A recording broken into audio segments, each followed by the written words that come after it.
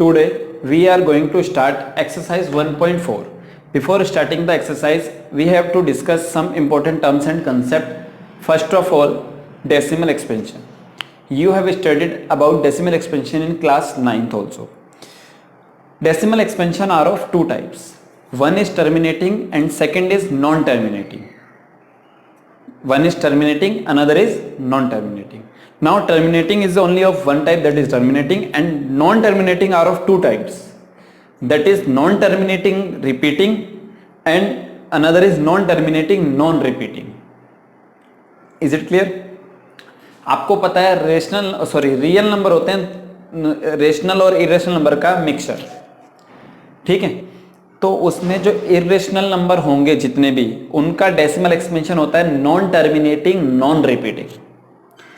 Rational number का जो decimal expansion होता है वो दो टाइप का होता है, that is one is terminating, another is non terminating but repeating, ठीक है। जो रेशनल नंबर को डिवाइड करने के बाद, डेसिमल में लाने के बाद, पॉइंट में लाने के बाद रिमाइंडर जीरो आ जाता है एक सर्टेन अमाउंट ऑफ डिजिट्स के बाद, वो होता है टर्मिनेटिंग। जिसका रिमाइंडर कभी जीरो नहीं आता, पॉइंट के बाद डिजिट रिपीट करना शुरू हो जाती हैं, वो होता है नॉन टर्मिनेटिंग बट रिपीटिंग, ठीक है। अब देखिए इरेशनल नंबर कौन से होते हैं?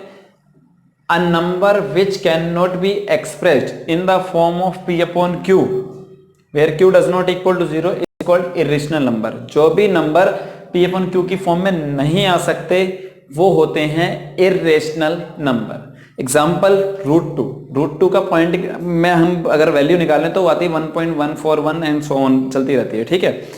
तो 1.41 समथिंग, ठीक है। तो उसको हम p अपॉन q की फॉर्म में नहीं ला सकते, दैट इज इरेशनल नंबर, ठीक। अच्छा, दूसरा लिखा है decimal expansion of a rational number is either terminating और नॉन टर्मिनेटिंग बट रिपीटिंग। मैंने आपको बता दिया कि रेशनल नंबर का जो डेसिमल एक्सपेंशन होता है वो तो या तो टर्मिनेटिंग होता है, otherwise it will be non terminating but repeating, ठीक है। थर्ड पॉइंट, ये बड़ा इंपॉर्टेंट पॉइंट है, ध्यान से सुनिएगा। A rational number whose decimal expansion terminates, जिसका डेसिमल एक्सपेंशन टर्मिनेटिंग होता है, can be expressed in the form p upon q, वो p अपॉन q के फॉर्म में आ सकता है। वहां पे p और q को प्राइम होने चाहिए। Here prime factorization of q is written in the form 2 raised to power m into 5 raised to power n where m and n are positive integers. कहने का मतलब ये है कि जिसका भी डेसिमल एक्सपेंशन टर्मिनेटिंग होगा उसका जो डिनोमिनेटर है q, भाई p अपॉन q की फॉर्म में लाएं तो q डिनोमिनेटर है, उसको हम 2 raised to power m into 5 raised to power n की फॉर्म में लिख सकते हैं, ठीक है। अगर दूसरे वर्ड्स में मैं कहना चाहूं तो मैं ये कह सकता हूं कि अगर हमें रेशनल नंबर दिया है, हमसे कहा कि बिना डिवाइड के ये बताओ कि टर्मिनेटिंग डेसिमल एक्सपेंशन होगा या नॉन टर्मिनेटिंग होगा, तो आपको क्या करना है, आप डिनोमिनेटर का प्राइम फैक्टराइजेशन कर लो, जिसके प्राइम फैक्टराइजेशन में सिर्फ 2 आए, ठीक है, तो वो होता है टर्मिनेटिंग। जिसमें सिर्फ 5 आए वो भी होता है टर्मिनेटिंग। जिसमें 2 और 5 दोनों आए वो भी होता है टर्मिनेटिंग। लेकिन इनके अलावा एक नंबर भी आ गया कोई भी, तो वो होगा नॉन टर्मिनेटिंग बट रिपीटिंग, ठीक है। Like p upon q is a rational number where q has prime factor not in the form 2 raised to power m into 5 raised to power n, जो इस फॉर्म में नहीं आता है, ठीक है। In this case decimal expansion of p upon q is non terminating repeating. इस case में डेसिमल एक्सपेंशन क्या होगा, नॉन टर्मिनेटिंग रिपीटिंग होगा। Let's start our exercise that is 1.4। Our first question is, without actually performing the long division, state whether the following rational numbers will have a terminating decimal expansion or a non-terminating repeating decimal expansion। हमें divide नहीं करना है, बिना divide करे ये बताना है, ये जो पार्ट्स दे रखे हैं, मैंने 5 पार्ट लिखे हुए हैं, 5 आप करेंगे, ठीक है। इनमें से किसका डेसिमल एक्सपेंशन टर्मिनेटिंग होगा और किसका नॉन टर्मिनेटिंग रिपीटिंग होगा, ठीक है। देखिए फर्स्ट सॉल्यूशन कर रहा हूं मैं फर्स्ट का, तो ये आ जाएगा आपका 13/3125। आप क्या करो, प्राइम फैक्टराइजेशन ऑफ डिनोमिनेटर आप डिनोमिनेटर का प्राइम फैक्टराइजेशन साइड में कर लो। 3125 आपको पता है 5 से जाएगा, 5 6 जा 30, रिमाइंडर आया 1 हो गया 12, 5 2 जा 10, रिमाइंडर 2, 5 5 जा 25, 5 1 जा 5, रिमाइंडर 1, 12 हो गया, 5 2 जा 10, रिमाइंडर 2, 5 5 जा 25, 5 2 जा 10, रिमाइंडर 2, 5 5 जा 25, 5 5 जा 25 and 5 1 जा 5. So it will be 3 1 2 5 is equals 1 2 3 4 5. 5 into 5 into 5 into 5 into 5 it can be written as 5 raised to power 5 है ना। तो हम इसको ऐसे भी लिख सकते हैं, 2 नहीं है ना इसमें, आप ऐसे लिख सकते हो इसको 2 raised to power 0 into 5 raised to power 5। मैंने आपको बोला था कि जिसका भी prime factorisation 2 raised to power m और 5 raised to power n की फॉर्म में आएगा उसका डेसिमल एक्सपेंशन होगा टर्मिनेटिंग। तो आप यहां क्या लिखोगे, आप ये आपका रफ वर्क है, ठीक है। तो यहां क्या लिखोगे आप लिखोगे since prime factorization of denominator, prime factors of denominator are of the form 2 raised to power m into 5 raised to power n. Hence 13/3125 will have a terminating decimal expansion.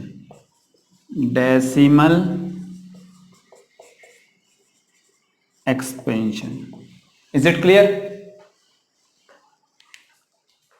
Let's see the second part, that is 64/455. आप prime factorisation करोगे 455 का denominator का, 5 9 जा 45, 5 1 जा 5, 7 1 जा 7, reminder 2 21, 7 3 जा 21, 13 1 जा 13. So we can write 455 is equals 5 into 7 into 13, 5 into 7 into 13, which is not in the form p 2 raised to power m into 5 raised to power n. इस फॉर्म में नहीं है ये, है ना। तो इसका डेसिमल एक्सपेंशन कैसा होगा, नॉन टर्मिनेटिंग बट रिपीटिंग। तो क्या लिखोगे, सिंस प्राइम फैक्टर्स ऑफ 455, या डिनोमिनेटर लिख सकते हैं यहाँ पे हम, denominator are not in the form 2 raised to power m into 5 raised to power n. Hence 64/455 will not have non-terminating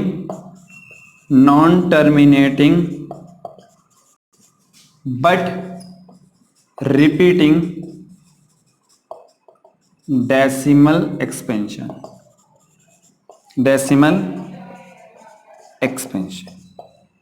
Is it clear?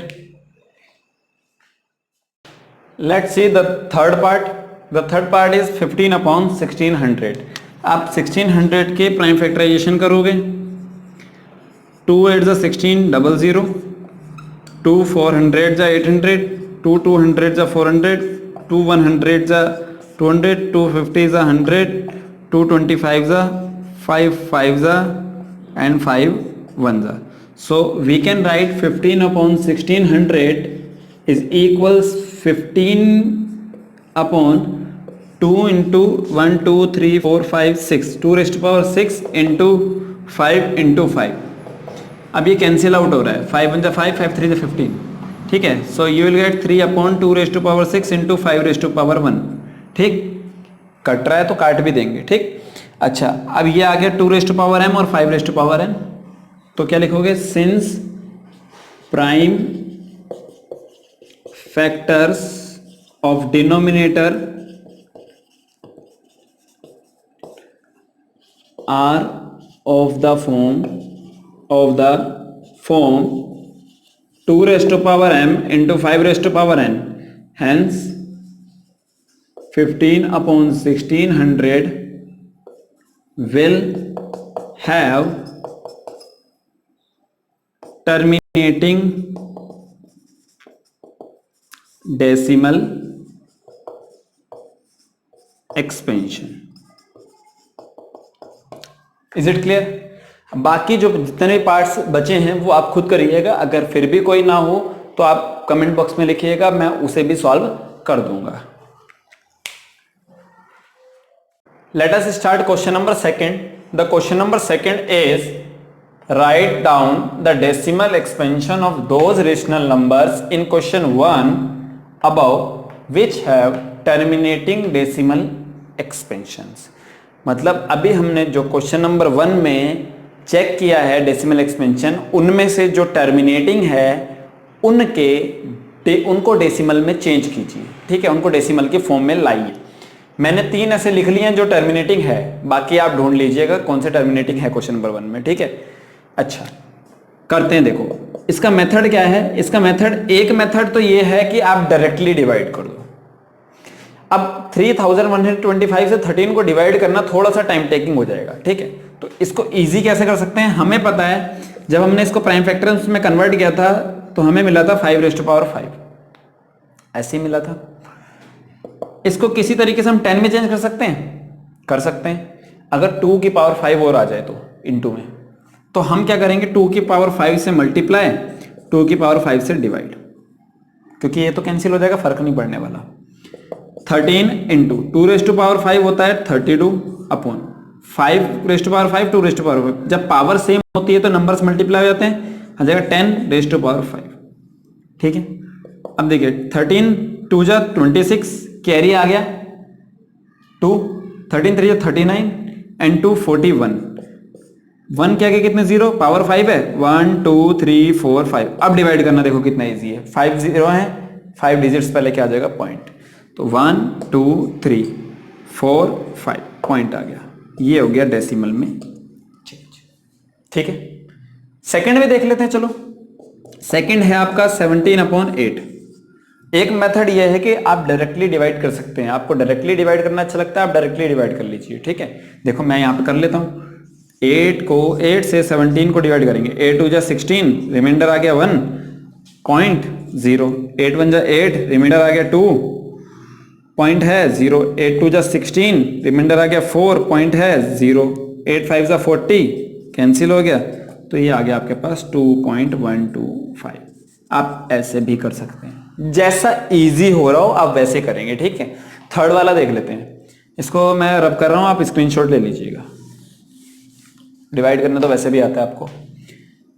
अगर हम इसको चेंज करें, हमने अभी पिछले क्वेश्चन में इसको करा था तो ये आया था 2⁵6 इंटू 5⁵2. यहां पे 2⁵6 है, यहां भी 6 चाहिए तो 4 और चाहिए पावर, तो 5 के पावर 4 से मल्टीप्लाई कर लिया और 5 के पावर 4 से डिवाइड कर लिया. ये मिलेगा 15 into 625.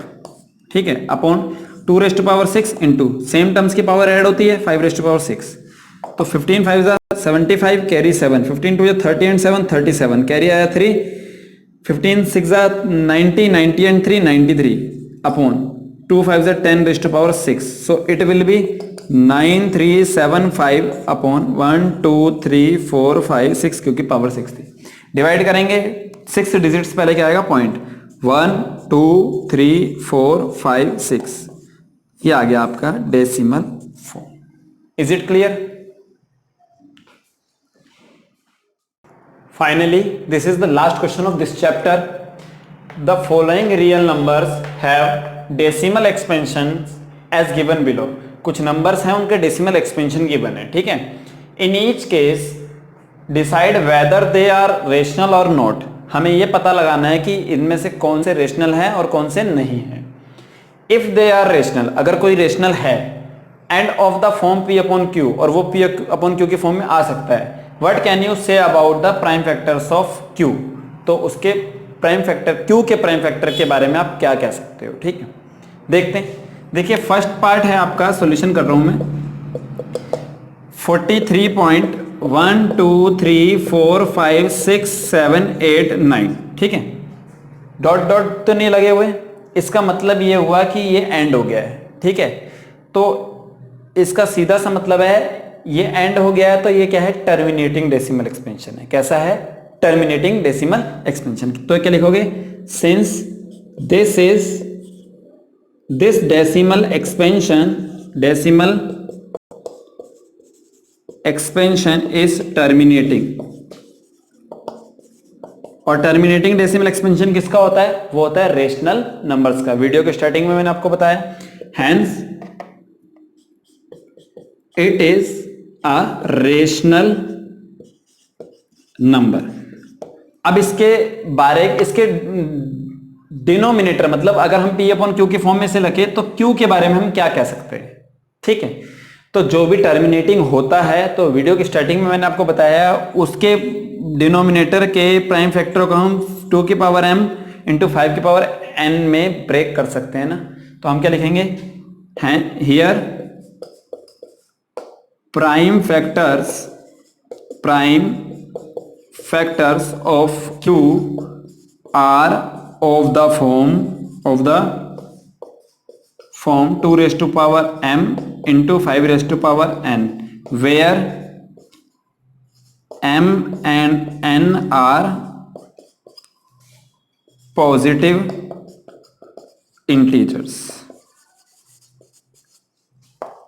Is it clear? This is the part number 2.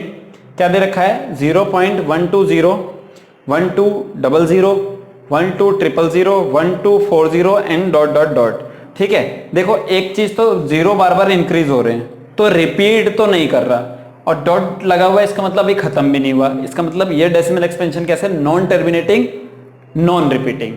और नॉन टर्मिनेटिंग नॉन रिपीटिंग किसका होता है, इर्रेशनल नंबर का। तो क्या लिखोगे, since this decimal expansion is non-terminating non-repeating, hence this is not a rational number. This is the last part and last question of this chapter, that is 43.123456789 पूरे का बार का मतलब होता है ये नंबर्स बार बार रिपीट करेंगे। तो एक तो रिपीटिंग है और सीधी सी बात है खत्म नहीं हो रहा, तो ये नॉन टर्मिनेटिंग है। और non terminating repeating decimal expansion किसका होता है, रेशनल नंबर का। तो इसका मतलब ये क्या है, एक रेशनल नंबर है। तो क्या लिखेंगे, since this decimal expansion is non-terminating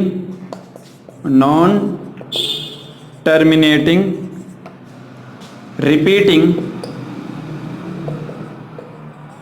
decimal expansion, hence this is a rational number। अब बात ये आती है कि इसके डिनोमिनेटर के बारे में, मतलब क्यू के बारे में आप क्या कहेंगे अगर इसे पी अपॉन क्यू की फॉर्म में लाते हैं। तो मैंने आपको बताया है कि जो टर्मिनेटिंग होंगे वो ही सिर्फ इस फॉर्म में आ सकते हैं, बाकी दूसरे इस फॉर्म में नहीं होते। नॉन टर्मिनेटिंग कभी नहीं होता है, तो नॉन टर्मिनेटिंग ना ये। तो क्या लिखोगे, hence prime factors of q are not of the form 2 raised to power m into 5 raised to power n. Is it clear? अब इसी के साथ हमारा ये चैप्टर हो गया खत्म। नेक्स्ट वीडियो में हम इस चैप्टर की करेंगे वर्कशीट। मैं आपको एक 50 क्वेश्चंस की वर्कशीट दूंगा। वो क्वेश्चंस एनसीईआरटी वाले भी मिक्स होंगे उसमें और एनसीईआरटी से बाहर भी होंगे, बहुत इंपॉर्टेंट होंगे, ठीक है। आपको हमारी वीडियो कैसी लगी ये कमेंट बॉक्स में लिख के जरूर बताएं और अपने दोस्तों के साथ शेयर करें। आप हमारे साथ रहिए, हम आपके साथ हमेशा बने रहेंगे। इसी तरीके से और भी वीडियोस पाने के लिए चैनल को सब्सक्राइब करें। Thank you very much.